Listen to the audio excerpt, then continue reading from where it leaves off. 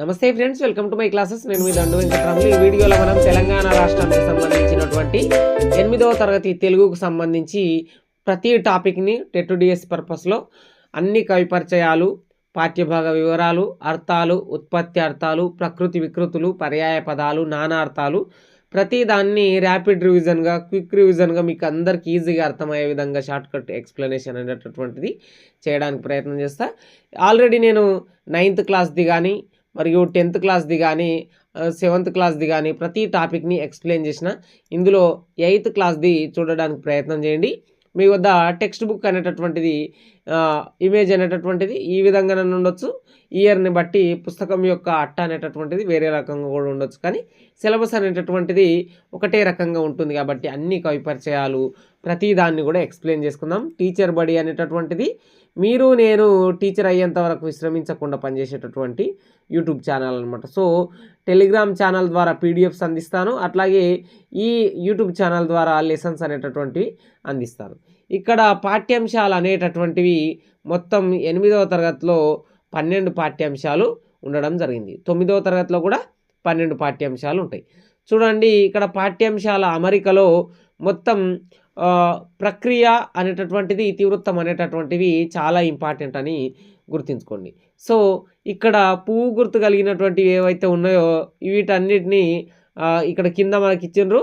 Composite course వాళ్ళు చదవాల్సినటువంటి అవసరం లేదు అని చెప్పి ఇవ్వడం జరిగింది. అంటే డిఫరెంట్ సబ్జెక్టు తీసుకున్నటువంటి, అంటే 10th కూడా ఇప్పుడు నార్మల్గా ఎస్ఎస్సి అనేటటువంటిది ఏ విధంగా ఉంటుందో కొంతమంది కన్నడ మీడియం అట్లా తీసుకొని, కొంతమంది ఒకేషనల్గా, కొంతమంది ఆర్టిస్ట్గా కూడా చదువుకుంటారు అనమాట. సో వాళ్ళు అట్లాగే పువ్వు గుర్తు గల పద్యాలను కంఠస్థం చేయాలి. అవి ఏంటివో కూడా అవిటిని కూడా చెప్పడానికి ప్రయత్నం చేస్తాం. చూడండి, ఒక్కొక్క పాఠ్యాంశం చెప్తుంటే దాని ఇతివృత్తం అనేటటువంటి ఈజీగా అర్థమవుతుంది. సో ఇతివృత్తం అంటే ఏం లేదు, ఒక సినిమాలో ఏ కంటెంట్ ఉంది అనేటటువంటిది ఇతివృత్తం అనమాట. సో సినిమా అనేటటువంటిది ఏ జోనర్కు సంబంధించినటువంటి అనేది ప్రక్రియ అనమాట. సో ఇక్కడ మీరు చూసుకున్నట్లయితే కొన్నిసార్లు ఇతివృత్తము ప్రక్రియ ఒకటే రకంగా కూడా ఉండొచ్చు అనమాట. సో ఇక్కడ చూడండి, త్యాగ నిరతి అనేటటువంటిది త్యాగ గుణానికి సంబంధించినటువంటి ఇతివృత్తము ఉంది. ఇందులో ఇతిహాసం అనేటటువంటిది పద్యం రూపంలో ఉండడం జరిగిందనమాట. సో మీకు క్లియర్ కదా. ప్రతి పాఠం టాపిక్ చెప్తున్నప్పుడు దాని గురించి ఎక్స్ప్లెయిన్ చేస్తా. చూడండి, మొట్టమొదటి పాఠ్యాంశం త్యాగ నిరతి అనేటటువంటి పాఠ్యాంశం. దీనిని ఎవరు రాసినరు? నన్నయ్య అనేటటువంటి రచయిత రాయడం జరిగింది. సో నన్నయ్య గురించి మనం తెలుసుకుందాం. ప్రస్తుత పాఠ్యభాగ వివరాలకు సంబంధించి ఈ పాఠం ఇతిహాస ప్రక్రియకు చెందినటువంటిది, ఇతిహాస ప్రక్రియకు సంబంధించినటువంటిది. ఇందులో ఇతివృత్తం అనేటటువంటిది, త్యాగ గుణం అనేటటువంటిది ఉండడం జరిగిందనమాట. ఇతి త్యాగ అని గుర్తుపెట్టుకోండి. సో ఇతిహాస ప్రక్రియ, త్యాగ గుణం అనేటటువంటిది. లెసన్ టైటిల్ నేమ్ ఏదైతే ఉందో మీకు త్యాగ నిరతి, దాని టాపిక్గానే త్యాగ గుణం అనేటటువంటిది ఉండడం జరిగింది. ఇతిహాసం అంటే ఇది ఇట్లా జరిగిందని అర్థం. ఇతిహాసంలో కథకు ఎక్కువ ప్రాధాన్యత ఉంటుంది. ఈ కథలు గ్రంథస్థం కాకముందు వాగ్రూపంలో ఉండేవి. అంటే పుస్తకాలు రాకన్నా ముందు మునులు ఋషుల మధ్య నుంచి గురువులు గురుకులాల ద్వారా ఒక తరం నుంచి మరొక తరానికి రావడం జరిగింది. భారత రామాయణాలను ఇతిహాసాలని ప్రధానంగా చెప్తుంటాం అనమాట. సో ఈ పాఠాన్ని శ్రీమదాంధ్ర మహాభారతంలోని అరణ్య పర్వము తృతీయ శ్వాసం నుండి తీసుకోవడం జరిగింది. శ్రీమదాంధ్ర మహాభారతం తృతీయ శ్వాసం నుంచి ప్రస్తుత పాఠ్యాంశాన్ని తీసుకోవడం జరిగింది. శ్రీమదాంధ్ర మహాభారతాన్ని ఎంతమంది రాసినారు అంటే ఆంధ్రీకరించారు? నన్నయ్య మరియు తిక్కన మరియు ఎర్రన అనేటటువంటి వాళ్ళు రాయడం జరిగిందనమాట. సో నన్నయ్య అనేటటువంటి వ్యక్తి ఎక్కడి వరకు రాసిండు? 2.5 పర్వాలు అనేటటువంటివి రాయడం జరిగింది. మిగిలిన తిక్కన అనేటటువంటి వ్యక్తి ఏం చేసిండు? ఈ మిగిలిన భాగం వదిలేసి ఓవరాల్గా ఉన్నటువంటి 15 పర్వాలు రాయడం జరిగింది. ఎర్రన ఏం చేసిండు? ఈ 2.5లో మిగిలిపోయినటువంటిది ఏదైతే ఉన్నదో ఆ మిగిలిన భాగాన్ని రాయడం జరిగిందనమాట. సో ఇక్కడ చూడండి, రాజమహేంద్రవరాన్ని రాజధానిగా పరిపాలించినటువంటి రాజరాజ నరేంద్రుని ఆస్థాన కవి నన్నయ్య. ఇతనికి వాగాను శాసనుడు అనేటటువంటి బిరుదు ఉండడం జరిగిందనమాట. వాగాను శాసనుడు లాస్ట్ ప్రీవియస్ ఇయర్లలో టెట్ బిట్ అనమాట. వాగాను శాసనుడు అనేటటువంటి బిరుదు ఉందన్నమాట. ఇతను 11వ శతాబ్దానికి చెందినటువంటి కవి నన్నయ్య. సో వ్యాసుడు మహాభారతాన్ని సంస్కృతంలో రాశాడు. నన్నయ్య మహాభారతంలోని 18 పర్వాలలో ఆది సభా పర్వాలు, అరణ్య పర్వంలో 4వ ఆశ్వాసంలో శారద రాత్రులు అనే పద్యం వరకు తెలుగులోకి రాసిండు అనమాట. సో ఇక్కడ చెప్పిన కదా నన్నయ్య ఏం చేసిండు, ఆది సభ మరియు అరణ్యలో సగం వరకు రాసిండు అనమాట. సో 3వ దాంట్లో సగం వరకు రాసిండు అనమాట. అంటే 2.5 పర్వాలు అనమాట. 2 కంప్లీట్ చేసిండు, ఒక దాంట్లో సగం రాసిండు. సో ఇక్కడ అరణ్య పర్వంలో 4వ ఆశ్వాసము శారద రాత్రుల వరకు రాయడం జరిగిందనమాట. ఆంధ్ర శబ్ద చింతామణి అనే వ్యాకరణ గ్రంథాన్ని సంస్కృతంలో రాసిండు. అట్లాగే కవిత్వంలో ప్రసన్న కథా కలితార్థ యుక్తి, అక్షర రమ్యత, నానా రుచిరార్థ సూక్తి నిధత్వం అనేటటువంటి లక్షణాలు ఉన్నాయని చెప్పుకున్నాడు. ఇక్కడ ఏమని చెప్పుకున్నాడు, అక్షర రమ్యత అంటే అక్షర దోషాలు ఉండవు, ఒక పదానికి వివిధ అర్థాలు ఉంటాయి, నానా రుచిరార్థ సూక్తి నిధిత్వం, అట్లాగే ప్రసన్న కథా కలితార్థ యుక్తి, నేను రాసింది ఏదైనా సరే అందరినీ పండితులను పామరులను అందరినీ ప్రసన్నం చేసుకుంటుందండి అని చెప్పి చెప్పుకున్నాడు అనమాట. సో ఇది నన్నయ్యకు సంబంధించినటువంటి టాపిక్. నెక్స్ట్ లెసన్ సముద్ర ప్రయాణం. సముద్ర ప్రయాణం, ఒక మనిషి ఒక దేశం నుంచి మరొక దేశానికి వెళ్ళాలంటే ఏదైనా రైలు ప్రయాణం ద్వారా, సముద్ర మార్గం ద్వారా, అట్లాగే ఆకాశ మార్గం ద్వారా వెళ్ళగలుగుతున్నాడు అనమాట. సో ఇందులో సముద్ర ప్రయాణం అనేటటువంటిది తొలినాళ్ళల్లో భారతదేశం నుంచి వేరే వేరే దేశాలకు వెళ్ళి చదువుకుని ఉన్నటువంటి వాళ్ళ గొప్పతనాల గురించి చదువుకుంటాం అనమాట. సో ఇందులో దీని రైటర్ అయినటువంటి ముద్దు రామకృష్ణయ్యనే ఇక్కడికి గ్రేట్ బ్రిటన్కి వెళ్ళి ఎంఈడి కోసం వెళ్తాడనమాట. సో ఎంఈడి అనేటటువంటిది మాస్టర్ ఆఫ్ ఎడ్యుకేషన్ డిగ్రీకి సంబంధించినటువంటిది ఏదైతే ఉంటుందో దాన్ని చదువుకోవడానికి వెళ్తాడు కదా. భారతదేశం నుంచి వేరే దేశంలోకి అంటే వేరే బ్రిటన్కి అట్లా వెళ్తుంటే సముద్ర ప్రయాణం అనేటటువంటిది మనిషి సముద్రాన్ని దాటొద్దని చెప్పి ఒక రకమైనటువంటి అపోహలు ఉన్నాయన్నమాట పాతకాలంలో. సో వాటన్నిటినీ ఎదిరించి నిలిచి చదువుకొని వచ్చినటువంటి ముద్దు రామకృష్ణయ్య గురించి చూద్దాం. యాత్రా చరిత్ర ప్రక్రియకు చెందినటువంటిది ఈ పాఠం. యాత్ర వల్ల తమకు కలిగిన అనుభవాలను వివరిస్తూ రాసేదే యాత్రా చరిత్ర. దేశ విదేశాల్లో నెలకొన్న నాటి రాజకీయ, ఆర్థిక, సామాజిక స్థితిగతులను కూడా ఇవి వివరిస్తాయి అని చెప్తున్నారు అనమాట. సో ప్రస్తుత పాఠ్యాంశం నా ప్రథమ విదేశీ యాత్ర అనేటటువంటి పుస్తకం నుండి ముద్దు రామకృష్ణయ్య రాసినటువంటి దాని నుంచి తీసుకోవడం జరిగింది.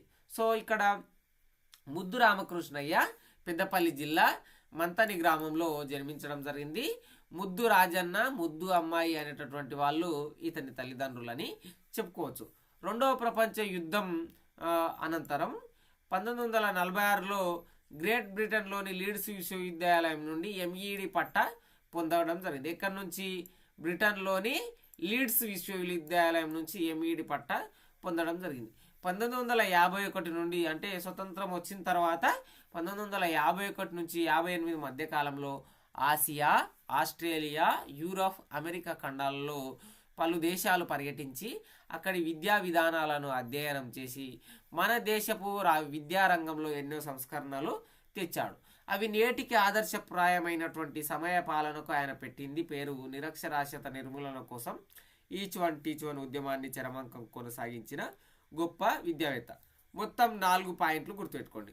ఒకటి, నా ప్రథమ విదేశీ యాత్ర అనేటటువంటిది మొదటి పాయింట్. దాని నుంచే ప్రస్తుత పాఠ్యాంశం తీసుకున్నాం. సో రెండో పాయింట్ ఏంటి, పెద్దపల్లి జిల్లా మంతని గ్రామం, ముద్దు రాజన్న, ముద్దు అమ్మాయి అనేటటువంటిది రెండోది. మూడోది ఏంటి, 1946 గ్రేట్ బ్రిటన్లో లీడ్స్ విశ్వవిద్యాలయం నుండి ఎంఈడి పట్టా పొందడం జరిగింది. అట్లాగే 4వ పాయింట్ ఏంటి, ఈచ్ వన్ టీచ్ వన్ ఉద్యమాన్ని తీసుకురావడం జరిగిందనమాట. సో ఇది రెండవ పాఠంకు సంబంధించి. తర్వాత బండారి బసవన్న అనేటటువంటి పాఠం, దీన్ని పాల్కుర్కి సోమనాథుడు అనేటటువంటి రచయిత రాయడం జరిగిందనమాట. సో దీనికి సంబంధించినటువంటిది మనం చూసినట్లయితే ఈ పాఠం దేనికి సంబంధించినటువంటిది, ద్విపదకు సంబంధించినటువంటి ప్రక్రియ. సో అట్లాగే ఇందులో ఏదైతే బండారి బసవన్న అనేటటువంటి దాంట్లో మొత్తం భక్తి తత్పరత ఉంటుందన్నమాట. మొదటి పాఠమేమో త్యాగగురం, రెండవ పాఠమేమో యాత్రానుభవం, మూడవ పాఠమేమో భక్తి తత్పరత. సో ఇక్కడ ద్విపద కావ్యం కదా ఇది. సో ఈ పాఠం అనేటటువంటిది బసవ పురాణం తృతీయాశ్వాసం నుంచి తీసుకోవడం జరిగిందనమాట. ఇవన్నీ స్వతంత్ర కావ్యాలు పాల్కురికి సోమనాథుడే స్వయంగా సృష్టించిండనమాట. సో ద్విపద ఇది దేశీ కవిత ప్రక్రియ. ఇది 2 పాదాల చొప్పున మాత్రాగణాలతో సాగే రచన. మొత్తం కావ్యాన్ని ద్విపద ఛందస్సుల్లో రాసేదాన్ని ద్విపద కావ్యం అంటారు. సో ఇక్కడ చూడండి, 12వ శతాబ్దానికి చెందినటువంటి కవి పాల్కురికి సోమనాథుడు శివ కవులలో ఒకడని చెప్పుకోవచ్చు అనమాట. ఇక్కడ ఇది ఇంపార్టెంట్ బిట్. సో మల్లికార్జున పండితారాధ్యుడు, నన్నే చోడుడు, పాల్కురికి సోమన ఈ ముగ్గురు శివ కవులని పిలుస్తామన్నమాట. అట్లాగే కవిత్రయం అంటే నన్నయ్య, తిక్కన, ఎర్రన వీళ్ళని పిలుస్తామన్నమాట. సో దేశీ సాంప్రదాయంలో రచనలు చేసిన మొట్టమొదటి కవి పాల్కురికి సోమనాథుడు. తెలుగులో స్వతంత్ర కావ్యాన్ని రాసిన తొలి కవి. ఇక్కడ బసవేశ్వరుని చరిత్రను పురాణంగా నిర్మించి ద్విపదకు కావ్య గౌరవం కల్పించినటువంటి శైవ కవి, అంటే శివ కవి అని చెప్పుకోవచ్చు. అంటే శివుని లింగం ఇటువంటివి పూజించే వాళ్ళు అనమాట. సో జనగామ జిల్లా పాలకుర్తి గ్రామానికి చెందినటువంటి జన్మస్థలం. ఇక్కడ వీరి తల్లిదండ్రులు పాల్కురికి సోమనాథుడు పుట్టకన్నా ముందు సోమనాథుని దేవాలయంలో మొక్కుకోవడం, వాళ్ళ ఊరు పాలకురికి అనేటటువంటి ఊరు ఉండడం. సో ఈ విధంగా సోమనాథుని అనుగ్రహంతో పుట్టిండు కాబట్టి సోమన అని పేరు పెట్టడం, అతని ఊరి పేరు పాలకురికి కావడం చేత ఆయనని కాలక్రమంలో పిలవడం చేత పాల్కురికి సోమనలాగా అయిందనమాట. ఇది సో ఇతను కొన్ని ప్రత్యేకంగా స్వతంత్రాలను సృష్టించిండు. బసవ పురాణం, అనుభవ స్వారం, బసవోదాహరణం, ఋషాధిప శతకం, చతుర్వేద సారం, చెన్నమల్లు సీసాలు, పండితారాధ్య చరిత్రము మొదలైనటువంటి సోమన కృతులు అనమాట. సో ఇతనికి సంబంధించినటువంటి రగడ గద్య, పంచకం, అష్టకం, ద్విపద, శతకం ఉదాహరణలు మొదలైన సాహితీ ప్రక్రియలకు ఈయన ఆద్యుడు. ఇక్కడ సంస్కృతము, తమిళ, కన్నడ, మరాఠీ పదాలను యథేచ్ఛగా తన రచనల్లో ఉపయోగించిన బహుభాషా కోవిదుడు. తెలుగులో మణి ప్రవాల శైలిని వాడినటువంటి తొలి కవి అనమాట. మణి ప్రవాల శైలిని వాడినటువంటి తొలి కవి ఎవరు? పాల్కురికి సోమన. ఇక్కడ ఇంకా కొన్ని చెప్తాను చూడండి. మొట్టమొదటి తొట్ట తెలుగు శతకాన్ని రాయడం జరిగింది. మొట్టమొదటి ఉదాహరణ కావ్యాన్ని రాయడం జరిగింది. స్వతంత్ర కావ్యాలను రాయడం జరిగింది. సో ఈ కారణంగా పాల్కురికి సోమనాథుడిని ఆది కవిగా గుర్తించాలనేటటువంటి వాదనలు కూడా జనబాహ్యంలో ఉన్నాయన్నమాట. నెక్స్ట్ లెసన్ చూసుకున్నట్లయితే అసామాన్యులు అనేటటువంటిది. దీనికి రచయిత అనేటటువంటి వ్యక్తి ఉండడు. ఇది ఒక వ్యాసం. ప్రతి 8 9 ఒక వ్యాసం రూపంలో రచయిత లేకుండా ఒక లెసన్ ఉంటుందన్నమాట. సో అట్లా ఇక్కడ అసామాన్యులు అనేటటువంటి లెసన్ అనేటటువంటిది ఉండడం జరిగిందనమాట. సో ఈ అసామాన్యులు అనేటటువంటి పాఠం ఏ ప్రక్రియ? వ్యాసం ప్రక్రియకు సంబంధించిందనమాట. సో శ్రమ సౌందర్యాన్ని అసామాన్యులు అనేటటువంటి పాఠ్యం ద్వారా వివరిస్తున్నాను. నెక్స్ట్ పాఠ్యాంశం చాలా ఇంపార్టెంట్, శతక సుధా. ఇక్కడ 9th ఏముంటుంది? శతక మధురిమ అనేటటువంటిది ఉంటుంది అనమాట. 9th ఏమి శతక మధురిమ ఉంటుంది, ఇక్కడ శతక సుధా అనేటటువంటిది ఉంటుంది అనమాట. సో ఈ విధంగా ఇక్కడ 8th చూసుకుంటే శతక సుధా అనేటటువంటిది ఏ విధంగా ఉంటుందో శతక కవులు కొంతమందిని తెలుసుకుందాం. సో ఈ పాఠం శతక ప్రక్రియకు చెందింది. 100 పద్యాలు కలిగినటువంటిది శతకం అని చెప్పుకోవచ్చు. 108 పద్యాలు కూడా ఉండడం పరిపాటి. సో ఈ శతకంలో దేనికదే స్వతంత్ర భావాన్ని కలిగి ఉంది. పద్యాలను నారాయణ, చిత్త, భాస్కర, దాశరథి, నరసింహ, విశ్వకర్మ, శ్రీ వెంకటేశ్వర, శ్రీ బకవరాంజనేయ శతకాల నుండి తీసుకున్నారనమాట. సో మొట్టమొదటి నారాయణ శతకం. ఈ నారాయణ శతకాన్ని ఎవరు రాసిండ్రు? నారాయణ అన్న మకుటంతో మనసుకు ఆహ్లాదాన్ని కలిగించే విధంగా దీన్ని బమ్మెర పోతన గారు రాయడం జరిగింది. ఇతను వరంగల్ జిల్లా బమ్మెర గ్రామ నివాసి, సహజ పండితుడుగా గుర్తింపు పొందాడు. 15వ శతాబ్దానికి చెందినటువంటి వ్యక్తి. శ్రీనాథునికి స్వయాన బావ అని చెప్పుకోవచ్చు అనమాట. ఆంధ్ర మహాభాగవతం, భోగిని దండకం, వీరభద్ర విజయం ఇటువంటివి రచనలు చేయడం జరిగిందనమాట. సో ఇతను తను రాసినటువంటి ఆంధ్ర మహాభాగవతాన్ని రాజులకు ఇవ్వనని చెప్పినందుకు సహజ కవిగా గుర్తింపు పొందడం జరిగింది. సో భోగిని విలాసాలను అనేటటువంటివి అన్నిటినీ అతను పెళ్లిగాకన్నా ముందు చాలా యంగేజ్లు ఉన్నప్పుడు రాసిండనమాట. సో ఇక్కడ నెక్స్ట్ చిత్తశతకం, శ్రీపతి భాస్కర కవి చిత్తశతకం అనేటటువంటిది రాయడం జరిగింది. ఈ చిత్తశతకం 17వ శతాబ్దానికి చెందినటువంటి శ్రీపతి భాస్కర కవి గారు రాయడం జరిగింది. సో శివ పండిత త్రయంలో ఒకరైనటువంటి శ్రీపతి పండితుని వంశం వాడని పరిశోధకుల అభిప్రాయం. ఇక్కడ శ్రీపతి పండితుని వంశం వాడని పరిశోధకులు, అంటే ఇక్కడ శ్రీపతి భాస్కర కవి శివ కవులకు సంబంధించినటువంటి వారసులలో ఒక పర్సన్ అని చెప్పుకోవచ్చు అనమాట. సో ఇక్కడ నెక్స్ట్ చూసుకున్నట్లయితే భాస్కర శతకం అనేటటువంటిది మారద వెంకయ్య గారు రాయడం జరిగిందనమాట. సో ఒక్కొక్క పద్యాన్ని మీకు చూపిస్తే ఇంకా మంచిగా అర్థమవుతుంది. చూడండి. సతతాచారము సూనృతంబు కృపయున్ సత్యంబునన్ శీలమున్ నతిశాంతత్వము చిత్తశుద్ధి కరమున్ నాధ్యాత్మయున్ ధ్యానమున్ ధృతియున్ ధర్మము సర్వజీవ హితమున్ దూరంబు గాకుండా సమితికింజరువ మీ నివాస సుఖమున్ మానాత నారాయణ. నారాయణ అన్న మకుటం ఏ నారాయణుడు రాసిండు? బమ్మెరపోతాను. సో బీదల కన్న వస్త్రములు పెర్మిను సంగుము తుచ్చ సౌఖ్య సంపాదనకై అబద్ధములు బల్కకు వాదములాడబోకు మర్యాద నతిక్రమింపకు పరస్పర మైత్రి మెలంగు మిట్టి వేదములంచరుంగుము వివేక ధనం విధి నమ్ము చిత్తమా. చిత్తశతకము శ్రీపతి భాస్కరి కవి చిత్తమా అనేటటువంటి మకుటం. సో నెక్స్ట్ పద్యం చూసుకున్నట్లయితే భాస్కర శతకం మారద వెంకయ్య, చాలా ఇంపార్టెంట్ అయినటువంటిది. చదువది ఎంత గలిగిన రసజ్ఞత ఇంచుక చాలకున్న నా చదువు నిరార్థకంబు గుణ సన్నిహితులెవ్వరు మెచ్చరచ్చటం. పదునుగా మంచి కూర నలపాకము చేసినైన నందు నిం పొదవెడు నుప్పు లేక రుచి పుట్టగా నేర్చునటయ్య భాస్కర అనేటటువంటిది మారద వెంకయ్య రాసినటువంటిది. సో ఇందులో మనం మారద వెంకయ్య వరకు తెలుసుకున్నాం అనమాట. సో ఇక్కడ దాశరథి శతకం, దీనిని కంచర్ల గోపన్న గారు రాయడం జరిగింది. మకుటం ఏంటి? దాశరథి కరుణాపయోనిధి అనేటటువంటి మకుటం. ఈ పద్యం చూడండి. పెంపున తల్లిదవై కలుష బృంద సమాగమెందకుండా రక్షింపను తండ్రివై మోయి వశించు దశేంద్రియ రోగములు నివారింపను వెజ్జువై కృప గురించి పరంబు దిరంబుగాగా సంపదలీయ నీవే గతి దాశరథి కరుణాపయోనిధి అనేటటువంటిది కంచర్ల గోపన్న గారు రాశారు అనమాట. సో నెక్స్ట్ చూసుకున్నట్లయితే మరొక రైటర్ గురించి మనం చూద్దాం. ఆ రైటర్ నారసింహ శతకాన్ని రాసినటువంటి కాకుస్తం శేషప్ప కవి.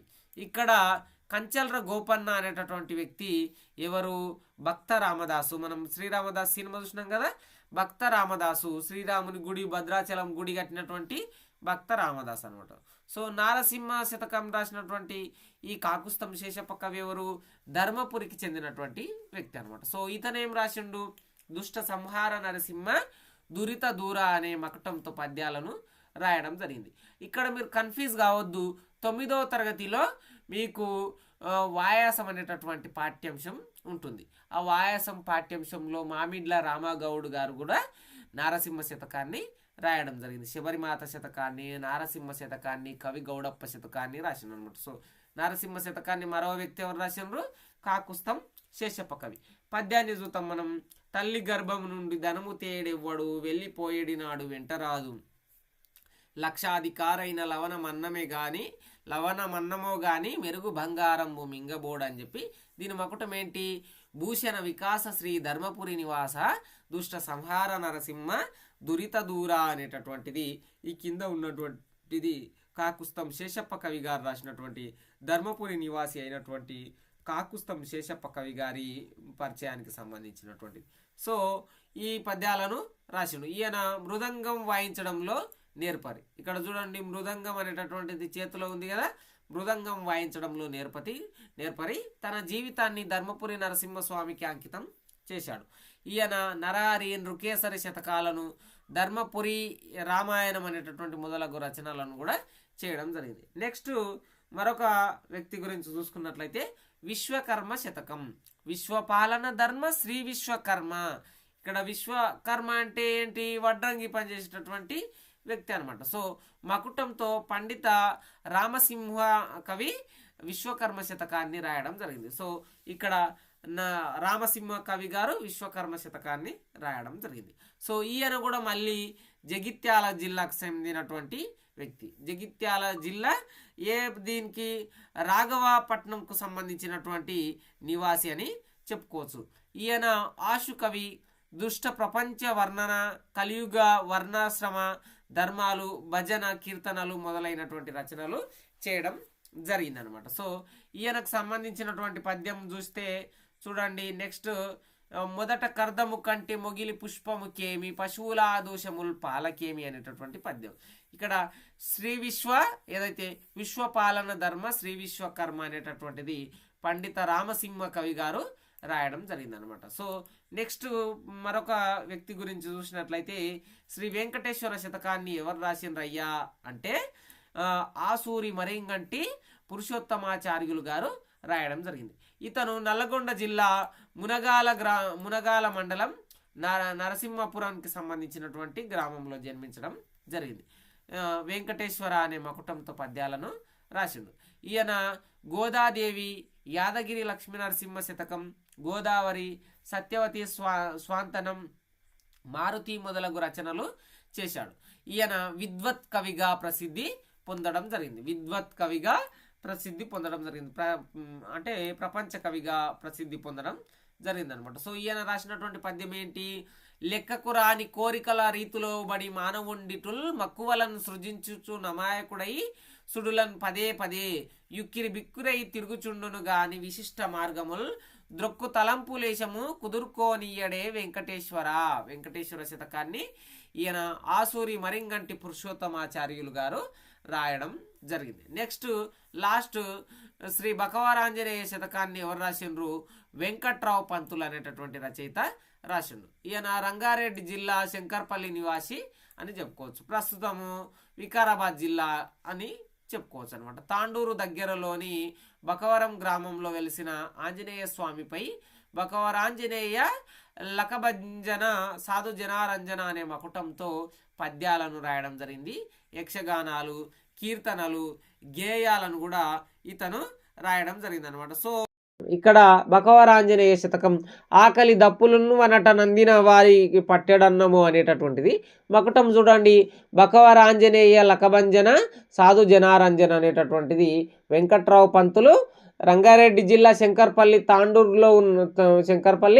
తాండూరులో ఉన్నటువంటి బకవరాంజనేయ స్వామి మీద రాయడం జరిగిందనమాట. సో నెక్స్ట్ జానపద గేయాలు, తెలుగు జానపద గేయాలు అనేటటువంటిది దీనిని ఆచార్య బిరుదురాజు రామరాజు గారు రాయడం జరిగింది. చాలా టెట్ బిట్స్ అనేటటువంటివి ఈ పాఠ్యాంశం నుంచి వచ్చే అవకాశం ఉంటుంది. ఎందుకంటే ఆచార్య బిరుదురాజు రామరాజు గారు అనేక శాసనాలను వెలికితీసినటువంటి వ్యక్తి.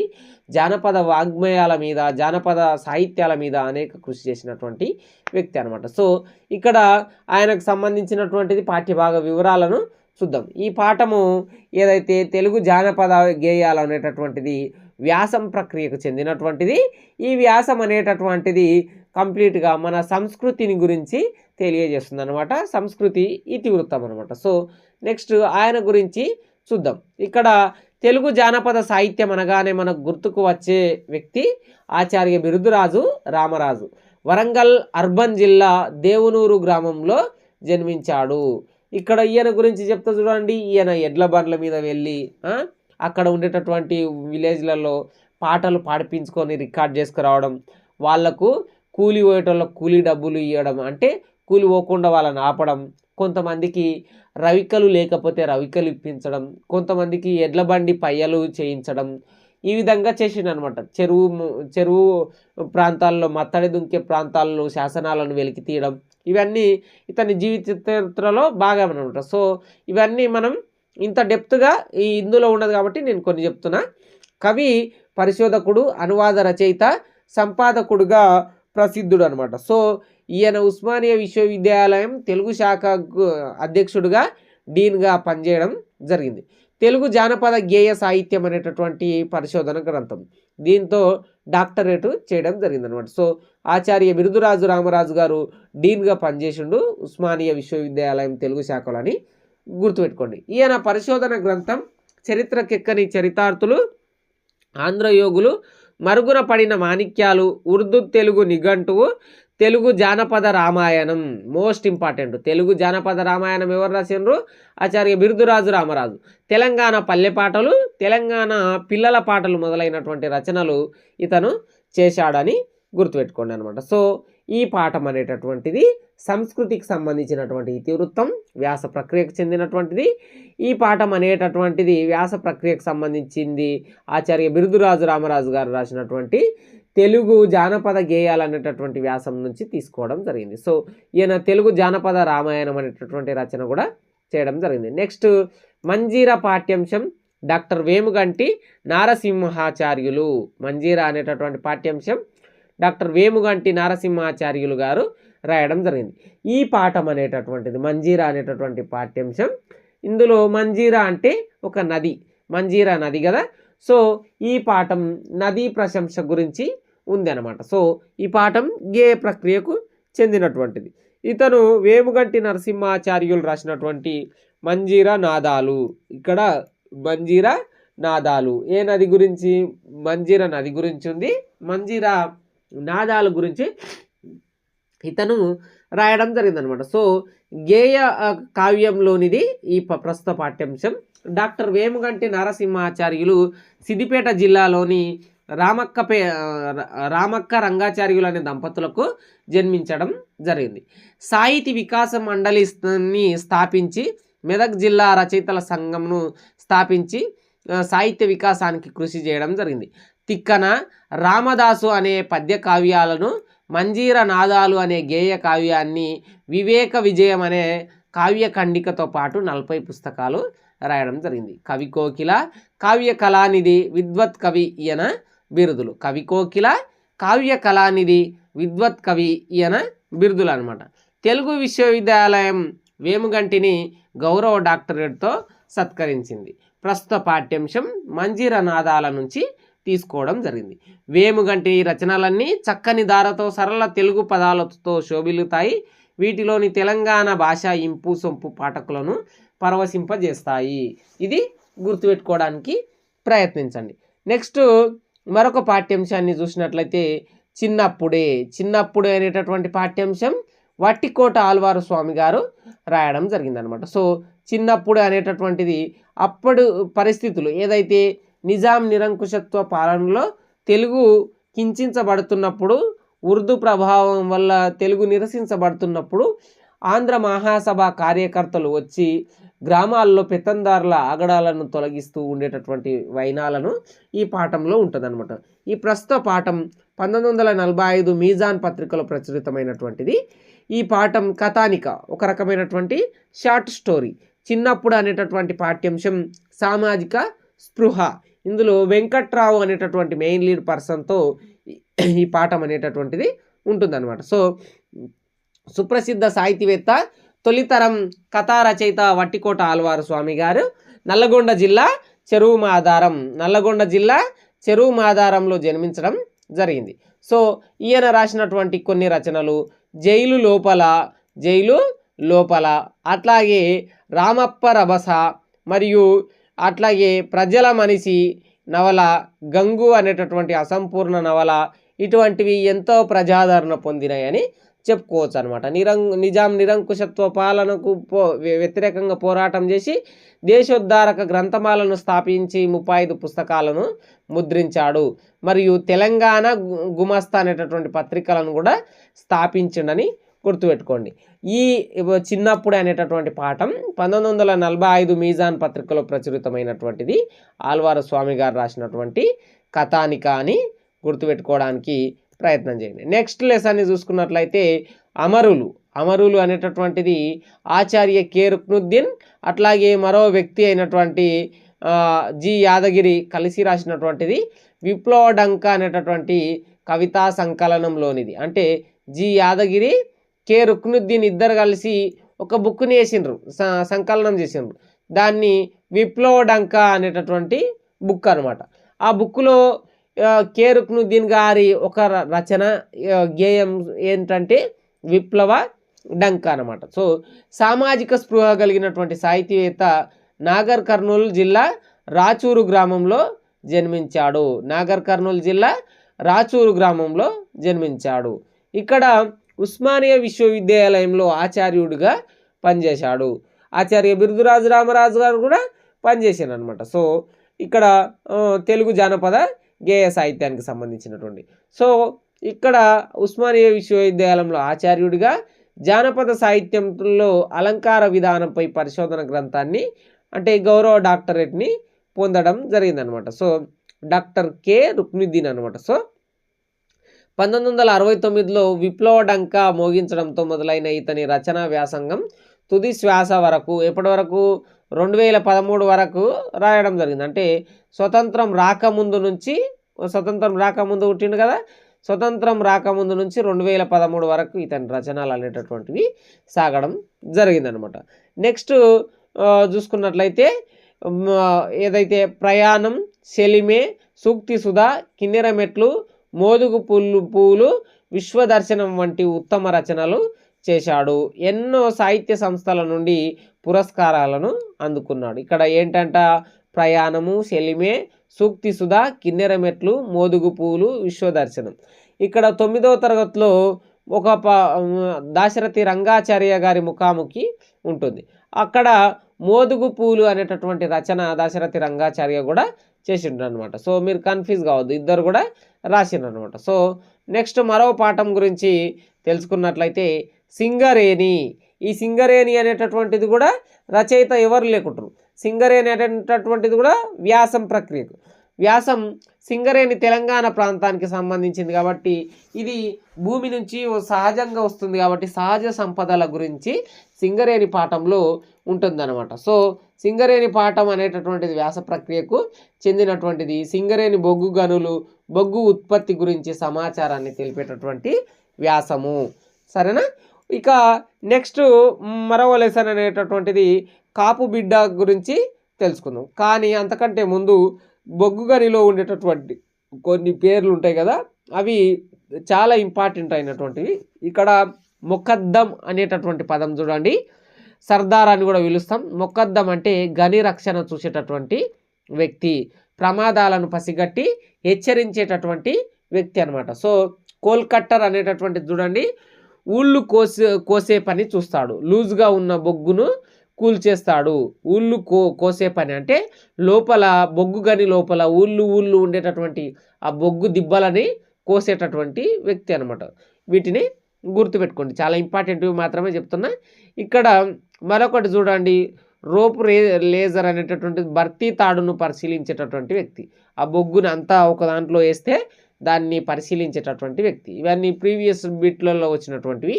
నెక్స్ట్ కాపు బిడ్డ అనేటటువంటిది గంగుల సాయిరెడ్డి గారు రాసినటువంటి రైతు జీవితం మీద ఇది కావ్య ప్రక్రియ అనమాట. సో కావ్య ప్రక్రియకు సంబంధించినటువంటిది ప్రస్తుత పాఠ్యాంశమైనటువంటి కాపు బిడ్డ.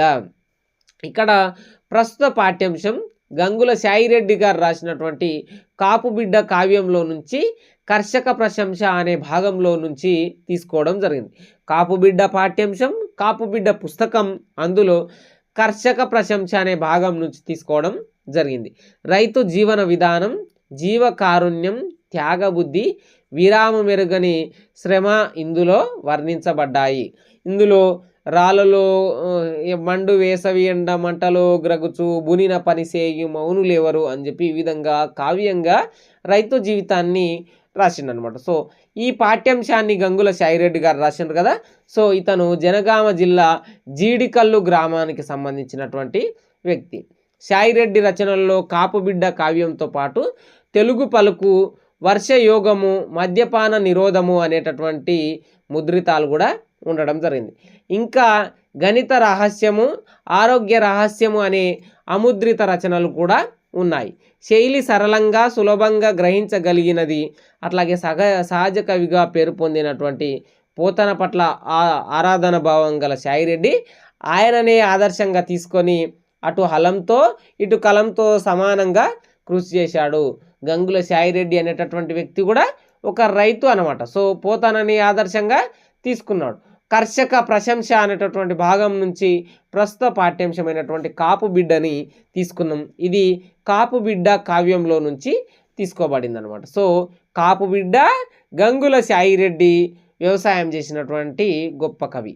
నెక్స్ట్ మాట్లాడే నాగలి, దీన్ని ఒరిజినల్గా రాసినటువంటి వ్యక్తి పొన్కుం వర్కేయ్ మరియు తెలుగు అనువాదం చేసినటువంటి వ్యక్తి ఎన్ వేణుగోపాలరావు గారు తెలుగు అనువాదం అనేటటువంటిది చేయడం జరిగిందనమాట. సో ఒక భాషలో ఉన్న విషయాన్ని వేరొక భాషలోకి మార్చి రాసినట్లయితే దాన్ని మనం ఇంగ్లీష్లో ఏమంటాం? ట్రాన్స్లేషన్ అంటాం. సో ఇది ఏ ప్రక్రియకు సంబంధించినటువంటిది? ట్రాన్స్లేషన్ ప్రక్రియ, అంటే అనువాదానికి సంబంధించినటువంటిది. ఇది ఒక కథ అనమాట. మాట్లాడే నాగలి అనేటటువంటిది ఒక కథ. మరియు జంతు ప్రేమ గురించి, ఒక ఎద్దు గురించి టాపిక్ లాగా ఉంటుందన్నమాట. సో తెలుగు సాహిత్యంలో దీనిని అనువాద ప్రక్రియగా పేర్కొనడం జరిగింది. సాహిత్య అకాడమీ వారు ముద్రించిన భారతీయ సాహిత్యం సమకాలీన కథానికలు అనే గ్రంథంలో మలయాళ భాషలోని అనువాద కథ ప్రస్తుత పాఠ్యాంశం అనమాట. సో సాహిత్య అకాడమీ వాళ్ళు దీన్ని ప్రచురించారు. ఎందులో ఉంది? భారతీయ సాహిత్యం సమకాలీన కథానికలు అనేటటువంటి దాంట్లో ఉందన్నమాట. సో మలయాళ భాషలో పొన్కుం వర్కేయ్ రాసిన కథను తెలుగులోకి ఎన్ వేణుగోపాలరావు అనేటటువంటి వ్యక్తి అనువాదం చేయడం జరిగింది. ఈ మలయాళ రచయిత ఒరిజినల్ రైటర్ గురించి మనం చూద్దాం. ఇతను అభ్యుదయ రచయితలలో ప్రముఖుడు అని చెప్పుకోవచ్చు అనమాట. సో ఇక్కడ పొన్కున్నంలో గడిచింది కాబట్టి ఈయన ప్రాంతం పుట్టి, అంటే బాల్యం, వర్కేయ్ యొక్క బాల్యము పొన్కున్నంలో గడిచింది కాబట్టి పొన్కున్నం వర్కేయ్ అని చెప్పి పేరు రావడం జరిగింది. ఇప్పుడు ముకురాల రామారెడ్డి అని ఎట్లొచ్చింది? పాల్కురికి సోమనాథుడు అని ఎట్లొచ్చింది? వాళ్ళ ఊరి పేరు లాగా వచ్చింది కదా. సో పొన్కున్నం అనేటటువంటిది ఊరి పేరు అనమాట. ఉపాధ్యాయుడిగా జీవితాన్ని ప్రారంభించిన వర్కేయ్ తిరు ముల్కచ్చా అనేటటువంటి కథానిక సంకలనం ద్వారా పరిచయమైండు. 24 కథానిక సంపుటాలు, 16 నాటకాలను, 24 కథానికాలను, 16 నాటకాలను, 2 కవితా సంపుటాలను, ఒక వ్యాస సంకలనం, ఆత్మకథ మొదలైనటువంటివి ఇతని కలం నుండి వెలువొందడం జరిగింది. మానవ సంబంధాలు, మనిషి ప్రకృతితో ఉన్నటువంటి సంబంధాలు గొప్ప మానవతావాదిగా ఈయన రాసినాడు. సో ఏం లేదు, ఈయన ఏం రాసిండు? పొన్కున్నం వర్కేయ్ గారు పొన్కున్నం ప్రాంతంలో జీవించిండు. తిరుముల్కచ్చా అనేటటువంటి కథానిక సంకలనం ద్వారా రచయితగా పరిచయమైండు. ప్రస్తుత పాఠ్యాంశం భారతీయ సాహిత్యం సమకాలీన కథానికలు అనేటటువంటి గ్రంథంలో ఒక కథానిక అయినటువంటి, ఒక అనువాద కథ అయినటువంటి, ఒక కథ అయినటువంటిది ఈ మాట్లాడే నాగలిని తీసుకోవడం జరిగింది. దీన్ని ఎవరు ప్రచురించారు? సాహిత్య అకాడమీ వాళ్ళు ప్రచురించారు అనమాట. సో నెక్స్ట్ ఇక్కడ కొన్ని సామెతలు చూద్దాం. పండుగైనాక అల్లుడొచ్చినట్లు, పందికొక్కు తన కిందనే దోసుకుంటుంది, పండిన చెట్టు మీదనే బండలు పడేది, ఇట్లా కొన్ని ఉన్నాయి చూడండి. తెగిన బొక్కెన నూతిల దాకా అని చెప్పి అంటుంది. ఇక్కడ మింగమెతుకు లేదు కానీ మీసాలకు సంపెంగ నూనె, ఇవన్నీ తెలంగాణకు సంబంధించినటువంటివి. ఇక్కడ తెలంగాణ భాషా పదజాలం చూడండి. గంజు అంటే పెద్ద గిన్నె, కంచం అంటే పళ్ళెం, ముంత అంటే చెంబు, అర్రా మిద్య అంటే గది, లగ్నం అంటే పెళ్ళి, అరుసుకోవడం అంటే మర్యాద చేయడం, ఓమ అంటే వాము, ఓమ వేసుకొని తిందామంటాం కదా. సో ఓమ అంటే వాము, బూగా అంటేనంటే తూనిగా, కుల్ల అంటే టోపీ, దోవతి అంటే పంచె, ఇక్కడ చెక్కి అంటే గిర్ని, చెద్దరు అంటే దుప్పటి. ఇక్కడ చూడండి తెలుగు జాతీయాలకు సంబంధించి బండమీది రాత అంటే సందర్భం ఏంటి? శాశ్వతంగా ఉండేటటువంటిది. నెక్స్ట్ వండిన కుండ అంటే సిద్ధంగా ఉండేటటువంటిది జాతీయాలు. సో కుప్పదిన్న పాము అంటే అచేతనం, మబ్బు మీద ఉన్నది, కప్పను తిన్న పాము. కప్పను తిన్న పాము. అట్లాగే కుక్క బుద్ధి అంటే స్థిరంగా ఉండకపోవడం, కుక్క బతుకు అంటే ఎవరికి పట్టనిది, గోడకు చెప్పినట్లు అంటే వినిపించకపోవడం, చెవిటోని ముందు శంఖ మోదినట్లు అని అంటాం కదా.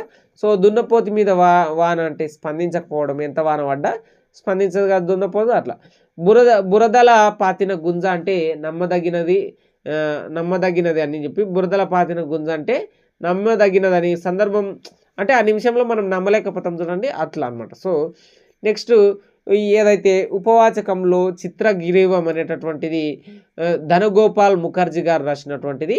నెక్స్ట్ చూసుకున్నట్లయితే సోయబుల్లా ఖాన్ చెర్విరాల బాగయ్య రాసినటువంటి పాఠ్యాంశం. నెక్స్ట్ చూడండి మరో పాఠ్యాంశం చిందు ఎల్లమ్మ అనేటటువంటి పాఠ్యాంశం డాక్టర్ కె ముత్యం గారు రాయడం జరిగిందనమాట. సో ఇల్లు ఆనందాల అరివిల్లు అనేటటువంటిది ఒక సాంఘిక సంబంధించినటువంటిది, జానపద కళలకు సంబంధించినటువంటి మరొక పాఠం అనేటటువంటిది ఉండడం జరిగింది. పివి నరసింహారావు గురించి ఉండడం జరిగింది. సో ఇవి మొత్తం పాఠ్యాంశాలు. ఇక అర్థాలకు సంబంధించి అట్లాగే పర్యాయ పదాలు, నానార్థాలు ఇవన్నీ చూద్దాం. ఇక్కడ అంధకారము అంటే చీకటి, ఈ విధంగా ఏవైతున్నాయో కొన్ని ఇంపార్టెంట్ మాత్రమే చెప్పడానికి ప్రయత్నం చేస్తాం. అర్తి అంటే వేడుకొనుట. అట్లాగే అసువులు, మాకై అసువులు బాసిన మాన్యులార అమరుల పాఠంలో ప్రాణాలు. ఊతం అంటే ఆధారం. ఎడద అంటే హృదయం అనేటటువంటిది. ఎరుక అంటే తెలుసు. ఒరులు అంటే ఇతరులు. వజ్జ అంటే గురువు. గుర్తుపెట్టుకోండి. ఇక్కడ కంబలి అంటే గొంగడి, గుర్తుపెట్టుకోవడానికి ప్రయత్నం చేయండి. కన్వం అంటే శబ్దము. అట్లాగే కపోతం అంటే పావురము అనేటటువంటి త్యాగనిరతలు ఉండేటటువంటిది పావురం. కపోత భాగం అకడింది కడింది పో అనేటటువంటిది వస్తుంది కదా. క్షీరాబ్ది అనేటటువంటిది పాల సముద్రం అని గుర్తుపెట్టుకోండి. క్షీరము అంటే పాలు. ఉద్బోధ అంటే సందేశం అని గుర్తుపెట్టుకోండి. ఉత్కృష్టమైనటువంటిది అంటే శ్రేష్టం. ఇక్కడ గట్కా అంటే మొక్కజొన్న రవ్వతో చేసేటటువంటి వంటకం. అట్లాగే గప్పాలు అంటే బాతాలు లేదంటే గొప్పలు చెప్పడం లాంటిది. నెక్స్ట్ చలువ అంటే చల్లదనం. అట్లాగే చేవగలిగిన మట్టి జీవ కణములు తెచ్చి అనే మంజీర పాఠంలో ఉండేటటువంటిది సారం. అట్లాగే ధర్మువు అంటే ధర్మము. అట్లాగే ధామం అంటే నిలయం అని చెప్పి గుర్తుపెట్టుకోండి. అట్లాగే నిమగ్నం అంటే లీనం అనేటటువంటి పదం. నెక్స్ట్ చూసుకున్నట్లయితే జివ్వ అంటే నాలుక. శ్రీనాథు వర్ణించు జివ్వ జివ్వ అనేటటువంటిది అలంకారంలో వస్తుంది కదా. సో లాటాన పులాస అలంకారం. సో ఈ జివ్వ జివ్వ అనేటటువంటిది నాలుక. అట్లాగే పడియా అంటే మడుగు. అట్లాగే పాదుషా అంటే రాజు అని. పెర్మిన సంగుము తుచ్చ సౌఖ్య సంపాదనలకు అనేటటువంటిది పదంలో వస్తుంది చూడండి. పెర్మి అంటే ప్రేమ. అట్లాగే తమ్మి అంటే పద్మం, తామర పువ్వు అనేటటువంటి పదం. సో నెక్స్ట్ చూడండి, దప్పిక అంటే దాహం అనేటటువంటిది. బండారమంతయు పాడు చేసి బండారి బసవన్న పాఠ్యాంశంలో అంటే ధనాగారం, కోశాగారం, ఖజానా, డబ్బులు ఉండే ప్రాంతం అని చెప్పుకోవచ్చు అనమాట. సరేనా. ఇక బుభుక్షితుడు అంటే ఆకలి కొన్నవాడు అని చెప్పి అనవచ్చు. నెక్స్ట్ భంగి అంటే విధము అని చెప్పి వస్తుంది అనమాట. సో మందుడు అనేటటువంటిది అంటే తెలివి తక్కువ వాడు, మంద్యం, తెలివి తక్కువ మంద్యం ఉంది అంటారుగా. సో అట్లా. మిరం అంటే కారం అని గుర్తుపెట్టుకోండి. ఈ మిరం ఎక్కడొస్తుంది? వెంకట్రావు పంతులు వచ్చినప్పుడు చిన్నప్పుడు అనేటటువంటి పాఠంలో రావడం జరుగుతుంది. లింగయ్య అనేటటువంటి సిచ్యువేషన్ వచ్చినప్పుడు, లింగయ్య టాపిక్ వచ్చినప్పుడు వస్తుంది అనమాట. సో నెక్స్ట్ చూడండి, విమలయ అనేటటువంటిది స్వచ్ఛమైన అనేటటువంటి అర్థం. నెక్స్ట్ వృచ్చికం అంటే తేలు, వృచ్చిక రాశి అని అంటాం కదా అట్లా. సో శీలం అంటే నడవడి అని గుర్తుపెట్టుకోండి. ఇక్కడ సైన్యము అంటే చాలా ఇంపార్టెంట్, డేగా అనేటటువంటిది గుర్తుపెట్టుకోండి. ఇక్కడ అగ్నిదేవుడు పావురం రూపంలో ఇట్లా వస్తారు కదా త్యాగనిరతి పాఠంలో. సో గుర్తుపెట్టుకోవడానికి ప్రయత్నం చేయాలన్నమాట. అట్లాగే సుధా అంటే అమృతము. అట్లాగే సైచు అంటే సహించు అనేటటువంటి, అలం అంటే నాగలి, మాట్లాడే నాగలి అనే పాఠంలో వస్తుంది కదా. సో గుర్తుపెట్టుకోండి. పర్యాయ పదాలు చూడండి. అంధకారం అంటే చీకటి, తమస్సు, తిమిరం అంటే చీకటి. అసువులు అంటే ప్రాణాలు, ఉసురు, జీవములు అని చెప్పి. ఆకలి అంటే క్షుత్తు, బుభుక్ష అనేటటువంటి అర్థం. ఆలంబనము అనేటటువంటిది ఏంటి? ఆధారము, ఆశ్రయం. ఊత అనేటటువంటి ఆలంబనము అనేటటువంటి గుర్తుపెట్టుకోండి. ఇక్కడ నీ కనకక్వనము అంటే శబ్దము, సవ్వడి, చప్పుడు అనమాట. సో ఇక్కడ ఏంటి? మంజీరా ఓ నది, నీ కనకక్వము, నీ చేతి గాజుల సవ్వడి ద్వారా ఈ భూమి ఎంత పులకించిపోతుంది అనేటటువంటి సందర్భంలో వస్తుంది అనమాట. సో ఇక్కడ మరొక పదం చూసుకున్నట్లయితే పశువు అనేటటువంటి గొడ్డు, జంతువు, పసరం. ఇక్కడ పసరం అనేటటువంటిది ఇంపార్టెంట్. చూడండి, మైత్రి అంటే స్నేహము, సోపతి, చెలిమి అనేటటువంటివి. వాన అంటే వర్షము, వృష్టి, చిత్తడి అనేటటువంటివి. అట్లాగే వెండి అనేటటువంటిది రజతము, దౌతము, రూప్యము అని చెప్పి. ఈ వెండి వల్లనే రూప్యము అనేటటువంటి పదం ద్వారానే రూపాయి అనేటటువంటిది ఏర్పాటు కావడం జరిగింది. సో నానార్థాలు చూడండి, ఒక పదానికి వివిధ అర్థాలు వచ్చేటటువంటిది. అరిష్టం బొయ్యి అంటారు కొంతమంది. సో అంటే ఏంటి, మజ్జిగ అనమాట. సో అరిష్టం అంటే ఏంటి, మళ్ళీ కీడు. అరిష్టం అంటే ఏంటి, కాకి. మరియు కుంకుడు చెట్టును కూడా అరిష్టం చెట్టు అని చెప్పి అంటారు అనమాట. సో ఇక్కడ చేవగలిగిన మట్టి అంటే సారము, ధైర్యము, పొగరు అనేటటువంటిది చేవ. నీకు మస్తు చేవ ఉంది కారా అంటని కూడా అంటాం. అంటే ఏంటి, అక్కడ ధైర్యం అని చెప్పుకోవచ్చు అనమాట. నెక్స్ట్ మౌక్తికము అంటే ముత్యము, ఏనుగు, కుంభస్థలం, మేఘం, శంఖం అనేటటువంటివి మౌక్తికము అని చెప్పుకోవచ్చు. ప్రకృతి వికృతులు కూడా ఇంపార్టెంట్. అగ్ని అంటే అగ్గి, కని అంటే గని, అట్లాగే దీపం అంటే దివ్యే, పశువు అంటే పశువు అని గుర్తుపెట్టుకోండి. భక్తి అంటే భక్తి, అట్లాగే సంతోషం అంటే సంతోషం అని కూడా గుర్తుపెట్టుకోవడానికి ప్రయత్నం చేయండి. ఉత్పత్తి అర్థాలను చూడండి. అంధకారం అంటే లోకులను అందులుగా చేయునది, ఏంటిది అది, చీకటి. కామారి అంటే మన్మధుని శత్రువు శివుడు. కైమోడుపు అంటే చేతులు జోడించి చేయునది, ఏంటి, కైమోడుపు అంటే నమస్కారము. 5 చేసి ఆనందముగాను కైమోడుపును నర్చదా అంటే ఇక్కడ ఏంటి, నమస్కారం. పక్షి అంటే ఏంటి, పక్షములు కలిగినటువంటిది పక్షి. పయోనిధి అంటే పయస్సుకు నీటికి నిధి, సముద్రం. సగరులు దొవ్వినటువంటిది ఏంటి, పయోనిధి, సరస్సు అని చెప్పుకోవచ్చు అనమాట, సగరపుత్రులు. సో ఇక్కడ దాశరథి కరుణాపయోనిధి అనేటటువంటి వస్తుంది కదా, దాశరథి అనేటటువంటిది. సో భక్త రామదాస్ గారు రాసినటువంటిది. సో నెక్స్ట్ చూసుకున్నట్లయితే పుత్రుడు అంటే పున్నామ నరకం నుండి రక్షించువాడు కొడుకు, కొడుకును పుత్రుడు అని పిలుస్తాం. సైన్యము అంటే తీవ్రంగా పోవునది డేగ, సైన్యము అని పిలుస్తాం. సంయమి అంటే సంయమము, ఇంద్రియ నిగ్రహం కలిగినటువంటి ఋషి. సైనికుడు అంటే శిరముతో నాగలి నేలను దున్నువాడు రైతు. సోమార్థధరుడు అంటే చంద్రవంకను శిరస్సు ధరించినటువంటి శివుడు. హాలికుడు అంటే నాగలితో నేలను దున్నువాడు హాలికుడు అనేటటువంటి పాఠ్యాంశం అనమాట. సో ఇది 8th క్లాస్కు సంబంధించినటువంటి కంప్లీట్ టాపిక్లకు సంబంధించినటువంటిది. కింద మీకు డిస్క్రిప్షన్లో 10th క్లాస్ది అట్లాగే 7th క్లాస్ది కూడా ఉంటాయి. 9th క్లాస్ది ఆల్రెడీ చేసిన. వీటన్నిటికి సంబంధించినటువంటి లింకులు కూడా ఇవ్వడానికి ప్రయత్నం చేస్తా.